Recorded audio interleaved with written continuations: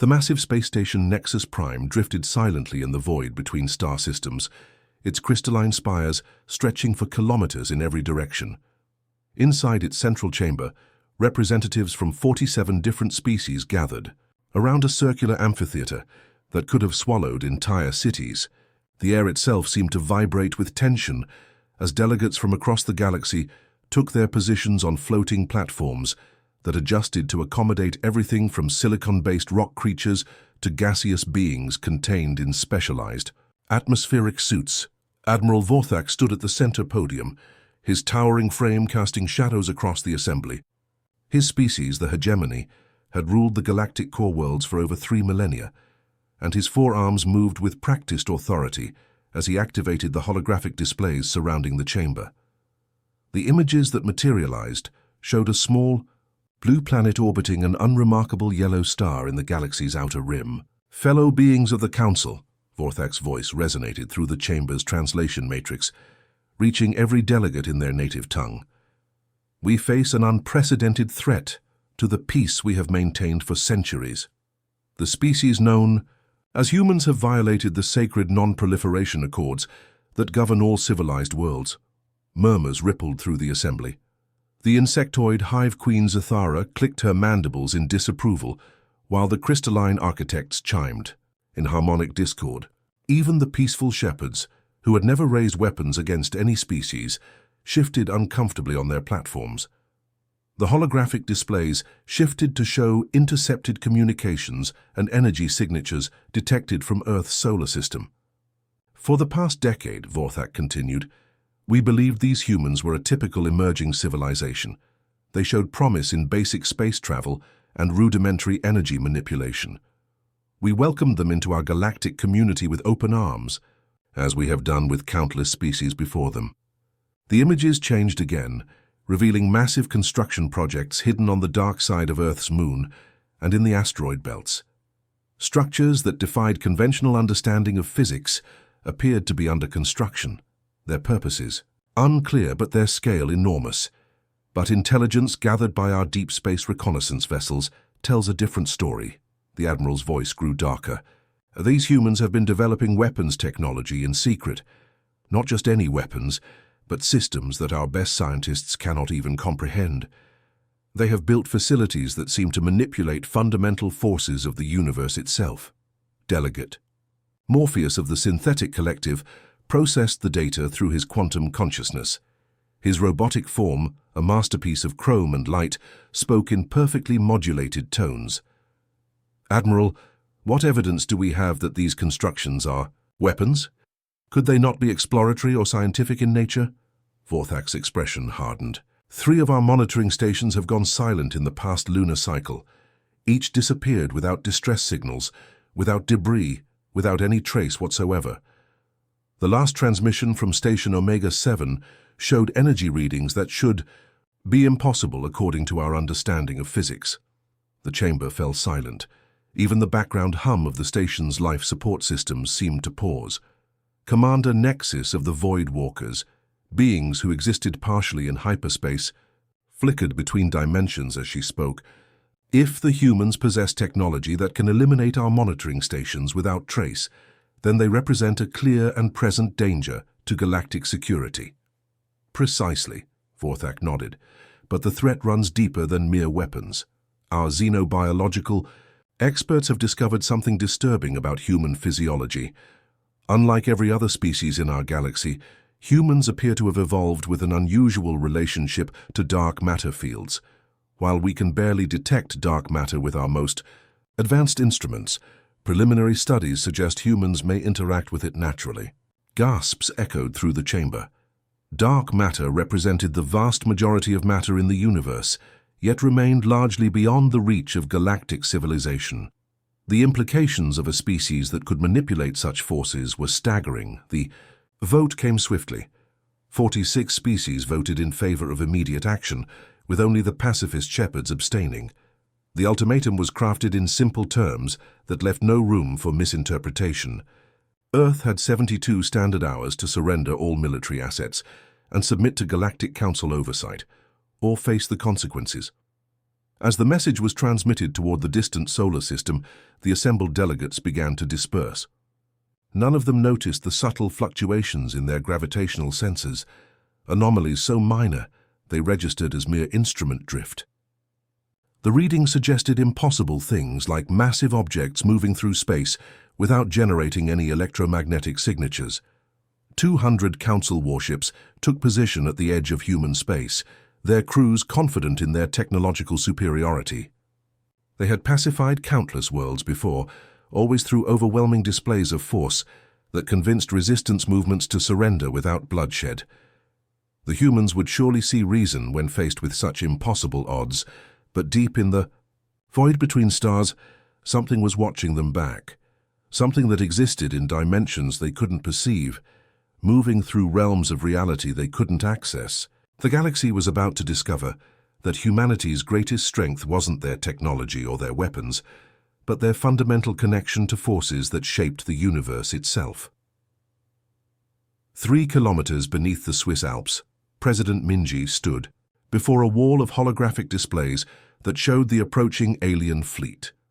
The war room hummed with activity as military personnel coordinated Earth's response to what many considered an impossible situation. The chamber itself was a marvel of human engineering, carved from solid rock and lined with materials that could shield against any known form of detection or attack. 200 warships, Admiral Sung Ho reported, his weathered face grim as he studied the tactical displays. Each one larger than our biggest aircraft carriers, their weapons could glass entire continents from orbit. The elderly naval officer had seen humanity's first contact with the galactic community back when Earth was still celebrating the achievement of basic space travel. Defense Minister Jinwoo approached the central table where classified folders lay spread across the surface. His hands trembled slightly as he opened the files marked with the highest security classifications. Madam President, it's time to reveal what we've really been working on for the past 15 years.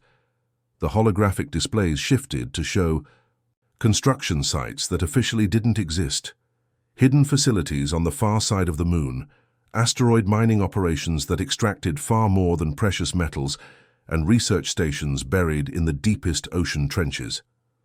But most impressive were the massive structures taking shape in Earth's orbital shipyards, vessels that seemed to flicker in and out of visual existence. The Dark Matter Manipulation Project, Jinwoo announced, his voice carrying the weight of humanity's greatest secret. While the galaxy's species spent centuries perfecting energy weapons and force fields, we discovered something they never could.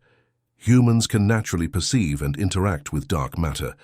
President Minji studied the technical readouts with growing amazement. Dark matter made up over 80% of all matter in the universe, yet remained completely invisible and intangible to every known alien species. Their most advanced sensors could barely detect its presence, let alone harness its power. "How is this possible?" she asked, though part of her already suspected the answer. Dr. Yuna, the project's lead scientist, stepped forward from her monitoring station. Her eyes held the intensity of someone who had spent years unlocking the universe's deepest secrets. "We believe it's evolutionary, Madam President. Earth formed in a region of space with unusually high dark matter concentration. Over millions of years, life on our planet adapted to coexist with these invisible fields." The displays showed brain scans of human subjects, highlighting neural pathways that didn't exist in any other species. Certain regions of the human mind could actually process dark matter interactions, giving people an unconscious awareness of forces that shaped galactic structure itself. "Every human being has this ability to some degree," Dr. Yuna explained. "Most people experience it as intuition or gut feelings, but trained individuals can learn to consciously manipulate dark matter fields, bending space and time in ways that should be impossible." The implications were staggering. While alien civilizations built ships that traveled through normal space at sublight speeds, humanity had developed vessels that could phase through dark matter dimensions, appearing anywhere in the galaxy instantly. Their weapons didn't fire energy beams or projectiles, but manipulated gravity itself to crush targets or tear them apart at the molecular level. "Show me our fleet," President Minji commanded. The displays revealed humanity's true military strength. 57 dark matter warships hung in space around Earth, each one a masterpiece of impossible engineering. The vessels existed simultaneously, in normal space and dark matter dimensions, making them completely invisible to conventional sensors. Their hulls rippled with energy that seemed to bend light around them, creating distortions that hurt alien eyes to look upon directly. "Captain." Hyung's voice crackled through the communication system from the flagship UHNS Prometheus. "All ships report ready for combat operations, Madam President. We can phase into dark matter space and be at the alien fleet's position in 30 seconds. The Prometheus itself was a kilometer-long dreadnought that looked more like a living organism than a traditional spacecraft. Its hull flowed like liquid metal, constantly shifting between visible and invisible states. Weapon ports opened and closed like breathing apertures, each one capable of generating gravitational distortions that could tear apart entire space stations. "What are our chances against their fleet?" President Minji asked. Admiral Sung-ho smiled for the first time since the crisis began. "Madam President, they can't fight what they can't see, detect, or understand. Our ships can appear inside their formations, strike from multiple dimensions simultaneously, and vanish before they can respond. To their senses, we might as well be ghosts." The room fell silent as everyone grasped the true magnitude of humanity's advantage. The alien species had spent millennia perfecting conventional warfare, building bigger guns and stronger shields, but they had never encountered an enemy that could ignore the basic laws of physics as they understood them. President Minji walked to the communication console and activated the transmission array that would send Earth's response across the galaxy. Her voice was calm and measured as she delivered humanity's answer to the alien ultimatum. "This is President Minji of Earth, responding to the Galactic Council's demands. We have received your ultimatum and considered your terms carefully. After full deliberation, humanity's response is simple. We decline your terms. Earth will not surrender to any foreign power, nor will we submit to external authority. If you wish to test our resolve, you are welcome to try." Across Earth's hidden shipyards and orbital facilities, the dark matter warships began to phase fully into normal space. The galaxy was about to witness the emergence of humanity's true power, and nothing would ever be the same again. The bridge of the Galactic Defense Fleet's flagship buzzed with tension as Admiral Vorthak studied the tactical displays.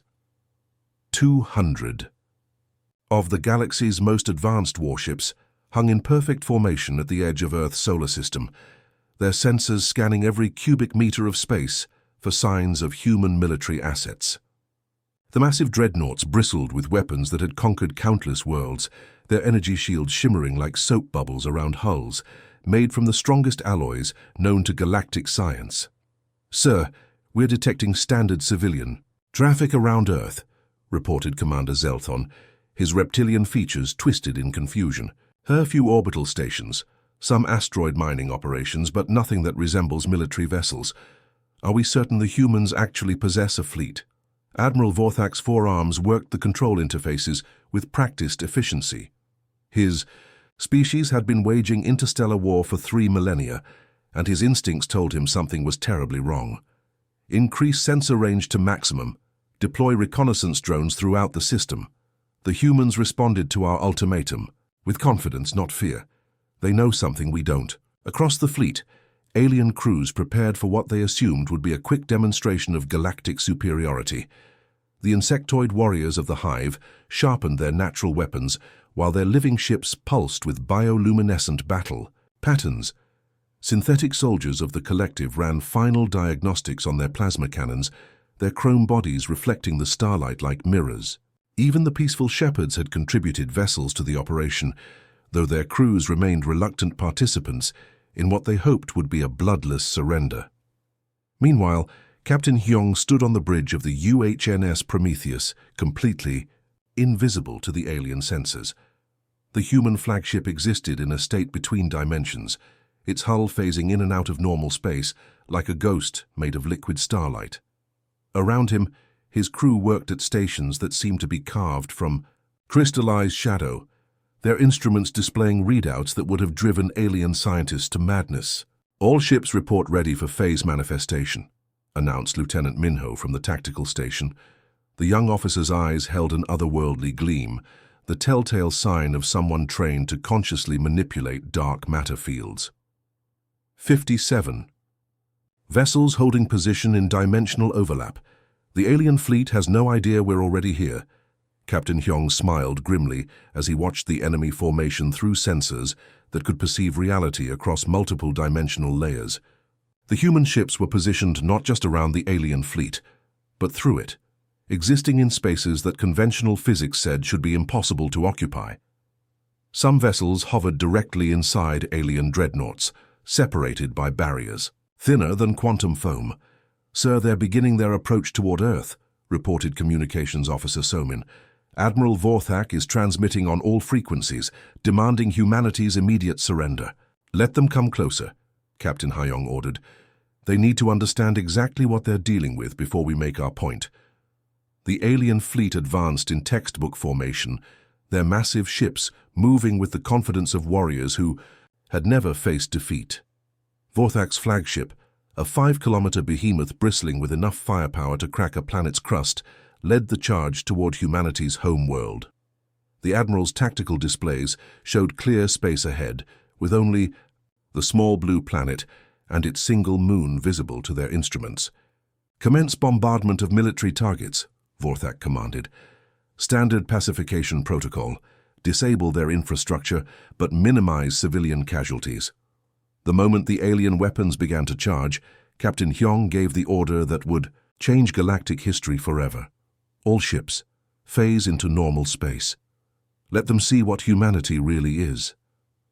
Reality itself seemed to tear open as 57 human warships materialized simultaneously around the alien fleet. The effect was devastating to witness, as vessels that had been invisible suddenly snapped into existence like thunderclaps made of solid matter. The Prometheus appeared directly in front of Vorthak's flagship, its kilometer-long hull seeming to flow like liquid mercury, while gravitational distortions rippled around its weapons arrays. Across the alien fleet, emergency alarms screamed as sensors that had detected empty space suddenly registered massive objects at point-blank range. The human ships didn't look like conventional vessels at all. Their hulls curved and twisted in ways that hurt to observe directly, as if they were built according to geometries that existed in more than 3 dimensions. Energy patterns flowed across their surfaces, like aurora made solid, while the space around them bent and warped as though reality itself was being rewritten. "Impossible," Admiral Vorthak breathed, his 4 hands frozen over his command controls. "Where did they come from? How did they bypass our sensors?" Captain Hyong's voice filled the communication channels, calm and measured despite the chaos, erupting across both fleets. "Admiral Vorthak of the Hegemony, this is Captain Hyong of Earth's Defense Force. You demanded explanations for our technology. The answer is simpler than you might think." The human ships began to demonstrate their capabilities, phasing in and out of visible existence, while maintaining perfect formation. Some vessels appeared to occupy the same space as alien dreadnoughts, their hulls overlapping in ways that violated every law of physics the galaxy had ever discovered. "We didn't develop this technology through research or engineering," Captain Hyong continued, his words sending chills through every alien crew member listening. "We were born with it. Humans naturally perceive and manipulate dark matter because we evolved alongside it. What you call impossible physics is simply our birthright." The revelation hit the alien fleet like a physical blow. For millennia, they had believed that dark matter was beyond the reach of any living being, an invisible force that shaped the universe but could never be controlled. Yet here was an entire species that treated it as naturally as breathing air or drinking water. The galaxy's understanding of reality had just been shattered by creatures from a small blue world that nobody had ever considered threatening. "I notice you're asking me to expand a section of a story you'd like created. Since this is about creative writing rather than research, I can work directly on expanding that story section for you." Captain Hyong stood perfectly still on the bridge of the Prometheus as chaos erupted across the alien communication channels. Through the dimensional viewing screens, He could see Admiral Vorthak's flagship trying desperately to lock weapons onto targets that shouldn't exist. The alien crews were panicking, their instruments screaming warnings about massive objects that appeared and disappeared faster than their computers could process. "Weapons are powering down, sir," reported Lieutenant Minho from his tactical station. "Should we engage?" "No," Captain Hyong replied calmly. "They need to understand what they're facing, not fear it. Begin the demonstration protocol." The effect was immediate and devastating. Across the human fleet, dark matter manipulation systems came online with a sound like reality itself humming. The space around the alien vessels began to warp as gravitational fields shifted and twisted under human control. Admiral Vorthak's massive dreadnought, which had been advancing toward Earth with unstoppable momentum, suddenly found itself drifting sideways as the very fabric of space-time bent around it. "What's happening to my ship?" Vorthak roared into his communicator, his forearms frantically working the controls that no longer responded properly. The human vessels began to phase in and out of normal space like ghosts made of starlight. One moment, the UHNS Seoul would be visible beside an alien cruiser. The next, it would vanish completely, only to reappear inside the enemy formation 3 seconds later. The effect was hypnotic and terrifying to watch, as ships that massed millions of tons moved through dimensions that alien science insisted didn't exist. Commander Ji-hoon aboard the UHNS Busan took his vessel through an impossible maneuver, phasing directly through the hull of a hegemony battleship before emerging on the other side completely unharmed. The alien crew watched in horror as the human ship passed through their armor plating like it was made of mist, their sensors detecting no damage to either vessel, despite the laws of physics screaming that such a thing was impossible. "Sir, we're receiving reports from across the galaxy," Communications Officer Somin announced, her voice filled with excitement. "Operation Omnipresence is active. All Council worlds are reporting simultaneous human vessel appearances." The true scope of humanity's demonstration was revealed as reports flooded in from every corner of galactic space. On the hegemony homeworld of Vorthak Prime, massive human ships materialized above the capital city, hanging in the sky like impossible dreams made real. The insectoid hive worlds watched as dark matter vessels appeared in their sacred nesting grounds, moving through the protective barriers that had never been breached in 10,000 years. Even the synthetic worlds of the collective found human ships manifesting in their most secure facilities, proving that no defense could stop beings who traveled through dimensions beyond conventional understanding. The messages delivered were identical across all worlds. Humanity seeks peace but will not submit to external authority. We offer partnership, not domination. Choose wisely. Back in Earth's solar system, Captain Hyong decided to demonstrate humanity's most impressive capability. "Begin partial phase transition," he ordered. "Show them what we really are." The Prometheus began to change in ways that hurt alien minds to observe. The ship's hull started becoming translucent, like glass made of crystallized starlight. Parts of the vessel faded in and out of visibility as different sections existed in multiple dimensions simultaneously. The bridge remained solid enough for the crew to function, but the weapons arrays and engine sections flickered between realities like dreams half remembered. Admiral Vorthak stared at his screens in complete disbelief. His instruments were detecting the human flagship in normal space, hyperspace, subspace, and 3 other dimensional layers that his species didn't even have names for. The ship existed everywhere and nowhere at once, occupying impossible positions. That made his tactical computers crash from trying to process the data. "This is Captain Hyung, speaking to all Council vessels." The human officer's voice echoed across every communication channel simultaneously, even those that were supposedly secure. "What you're witnessing is not advanced technology. This is human nature. We exist in harmony with forces that shape the universe itself." The demonstration continued as human ships began performing maneuvers that redefined the meaning of impossible. Vessels appeared inside asteroid fields, phased through planetary rings, and materialized in the corona of stars without taking any damage. They moved faster than light without using hyperspace, traveled across galactic distances in seconds, and occupied multiple locations at the same time. Dr. Zenthara, the collective's finest physicist, watched the displays from her position aboard one of the synthetic vessels. Her quantum consciousness processed the data and reached a conclusion that shattered everything she thought she knew about reality. "They're not using technology to manipulate dark matter," she transmitted to Admiral Vorthak. "They are dark matter. Human consciousness exists partially in dark matter space. They're not controlling these forces. They're part of them."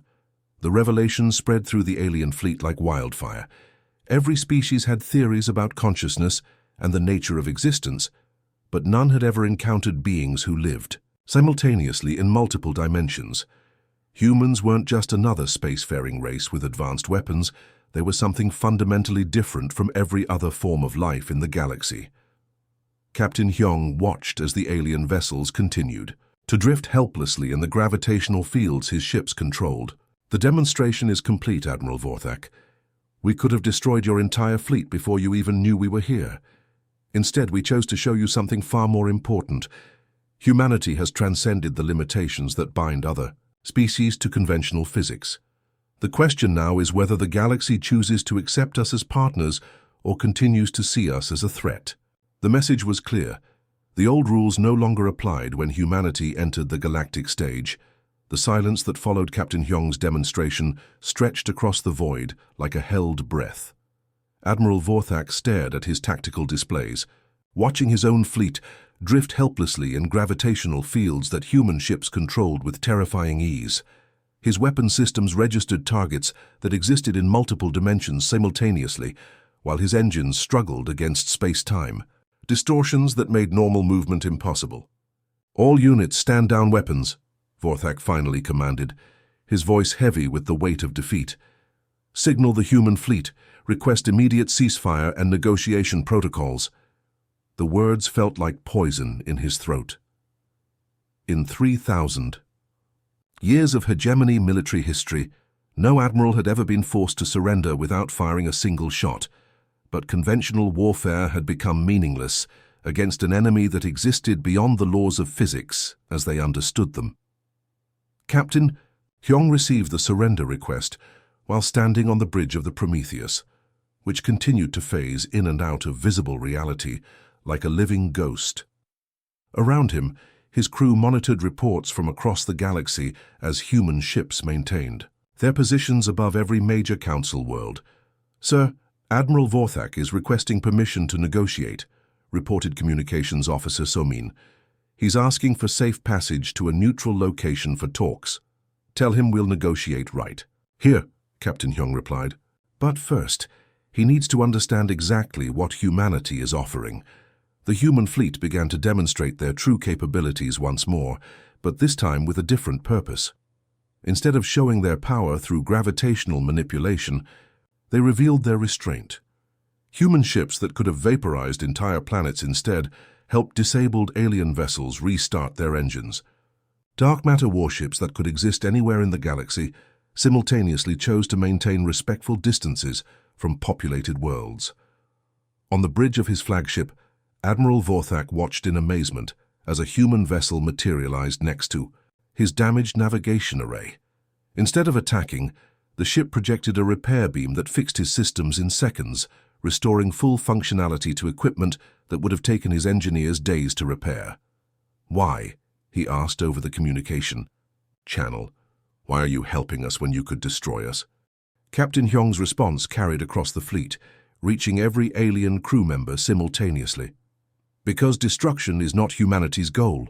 We seek to build something better than what exists now. The galaxy has been governed by fear and submission for too long. We propose a different path."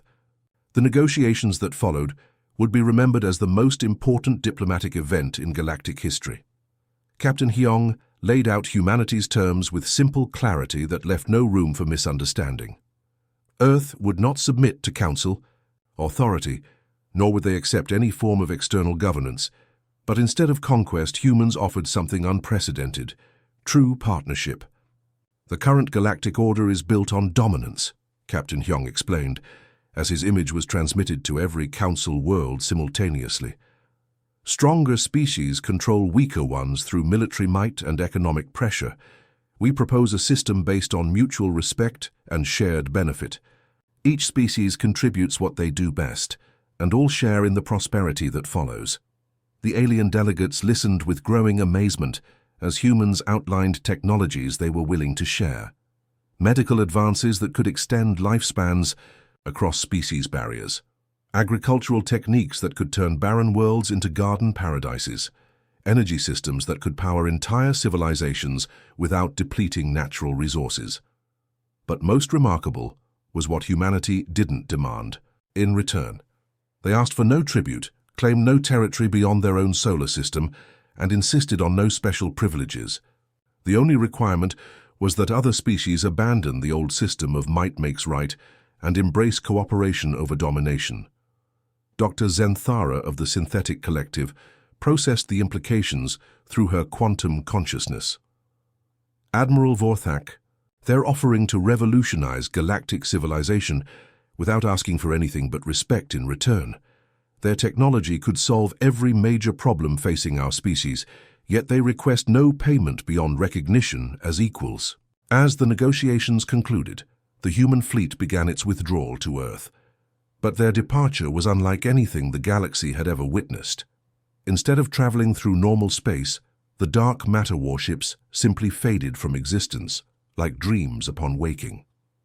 One moment they were there, the next they had vanished completely. Yet their presence remained felt across the galaxy through subtle gravitational anomalies that appeared near every major world. The message was clear without being threatening. Humanity was always watching, always present, always ready to respond if the new paradigm was threatened. Admiral Vorthak found himself changed by the encounter in ways he couldn't fully explain. "They could have conquered us all," he transmitted to the Council Assembly. "Their power makes our entire military obsolete. Yet they chose to offer partnership instead of demanding submission. What kind of species possesses ultimate power and chooses not to use it?" The answer came from an unexpected source. Commander Nexus, the Void Walker who existed partially in hyperspace, had observed the human ships from dimensions that other species couldn't access. "They are not like us," she reported. "Their consciousness extends beyond individual existence. They think in terms of collective benefit rather than personal gain. To them, domination would be a form of self-destruction because they see all life as interconnected." Across the galaxy, species that had spent millennia preparing for war began to imagine what peace might actually look like. The Hive Queen started planning joint research projects instead of territorial expansion. The Synthetic Collective began designing systems that would benefit organic life rather than replacing it. Even the proud hegemony started considering what they could contribute to a truly cooperative galactic community. The human ships remained invisible around Earth, but their influence spread through every corner of known space. Trade agreements were rewritten based on mutual benefit rather than exploitation. Scientific knowledge was shared freely instead of being hoarded as military secrets. Conflicts that had raged for centuries were resolved through negotiation rather than warfare. The Galactic Council found itself speechless, not just at humanity's power, but at their wisdom in using it. Earth had proven that true strength lay not in the ability to destroy, but in the wisdom to build something better. They had reshaped the galaxy through demonstration rather than domination, showing that the greatest victory was one where everyone won in the end. Humanity's dark matter warships had accomplished something that no weapon in galactic history had ever achieved. They had made war itself obsolete by proving that cooperation was more powerful than conquest. The end.